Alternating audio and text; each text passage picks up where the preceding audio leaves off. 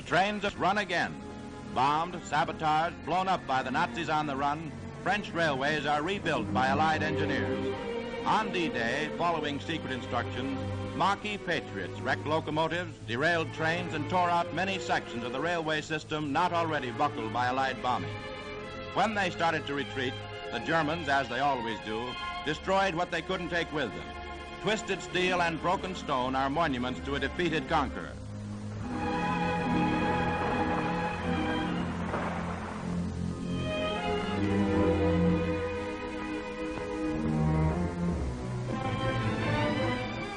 The Nazis burned their bridges behind them.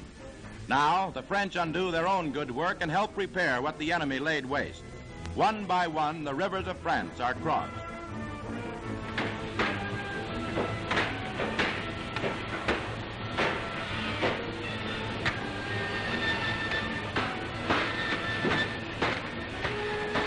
Under the supervision of Army engineers, trained American salvage crews get on the job of rebuilding the railways. Working fast, these soldiers clear away the debris from dynamited bridges, swing new girders and supports into place.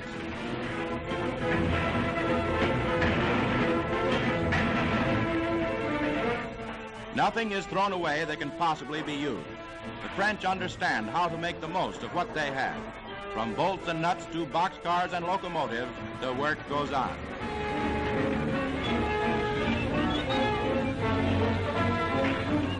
Brought from America, stored in England, and now shipped in this specially designed craft across the channel, these tank cars are ready to roll from the beachhead to the front. With them come locomotives to replace those the Nazis wrecked. Boxcar after boxcar, a supply train for the armies to the east. A salvage train follows, taking skilled repairmen further up the line. Each of these railway ties serves to bring supplies 2 feet closer to the front. Foot by foot, mile by mile, the ruined railways are restored.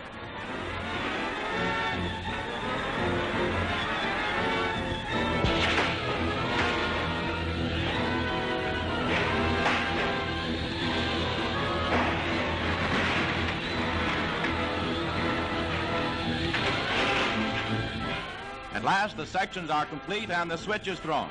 A soldier at the throttle, once again the fast trains thunder across France. More trains a day than the Germans ever ran.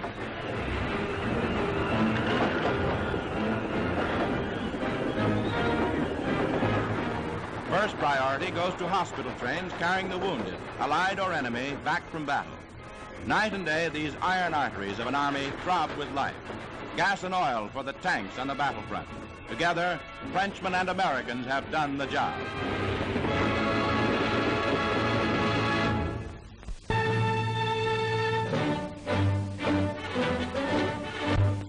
To meet the German drive, General Eisenhower here at Supreme Headquarters resourcefully regroups his forces, giving Field Marshal Montgomery complete command over the entire northern sector. With Britain's famous Monty cleverly holding Rundstedt back in the north, his American counterpart, General Bradley, blocks the Nazis in the south. The great strategists in the British and American air and ground forces plan the Allied tactics. Britain's Air Marshal Tedder, Allied Supreme Commander Eisenhower, and Field Marshal Montgomery with their aides discuss military operations to stem the Nazi forces blasting through the Ardennes forest.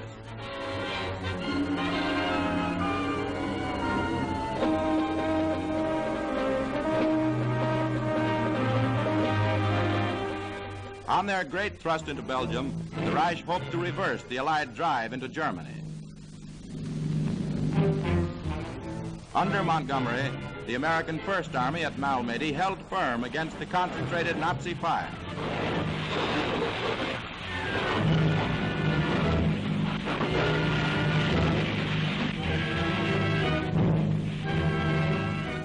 Malmedy is rubble and ruin, but the Allied lines are intact.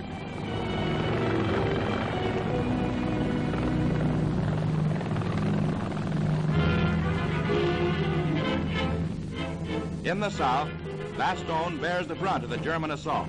Americans encircled here fought on. Rescue planes rush aid to the trapped men. In Bastogne, the artillery crews had at one time barely enough ammunition for 10 minutes firing.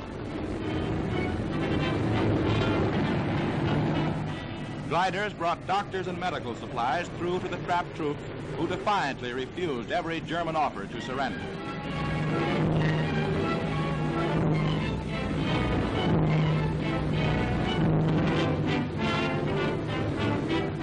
From the Dakotas fall more supplies to the men who held out for 7 desperate days.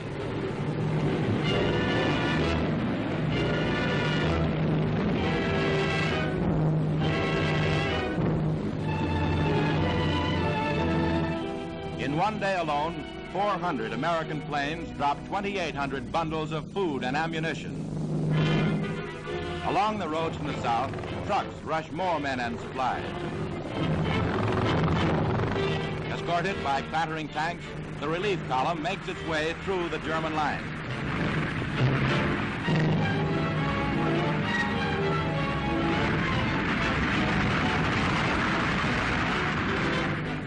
Up ahead in this frozen landscape lies Bastogne, and a corridor must be cut through Nazi fire.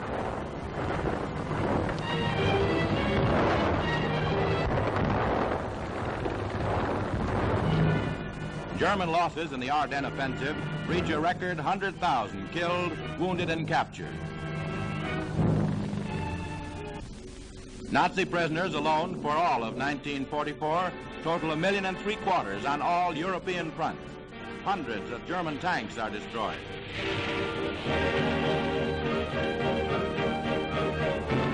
The relief column reached Bastogne, herding their prisoners along with them.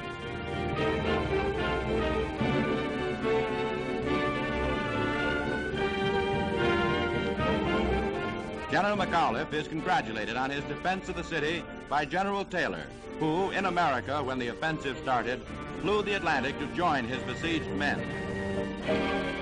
The men of Bastogne laughed once again. These men held the hinge of the line at Bastogne. They checked the impact and turned the tide of the Nazi assault.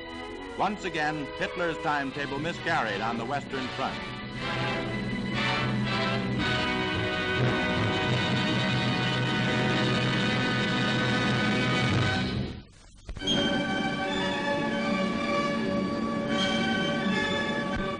In the dawn of a new day east of the Vistula, Russian armored forces attacked Praga in Poland in their drive on Warsaw. Colonel General Kosakov and his staff order a barrage of intense gunfire.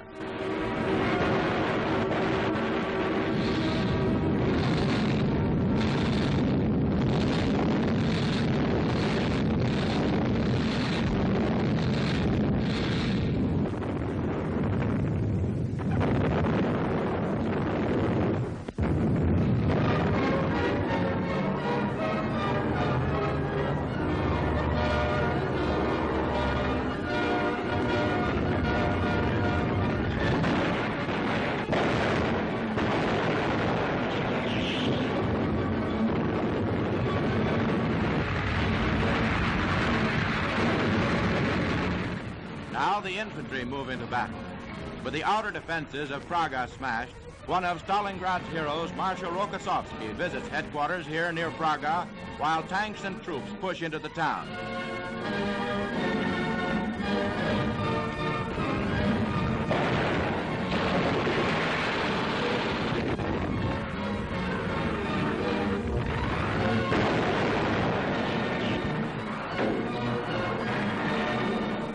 Polish regiments fighting with the Russians march ahead of the army through Praga's streets and receive a warm welcome.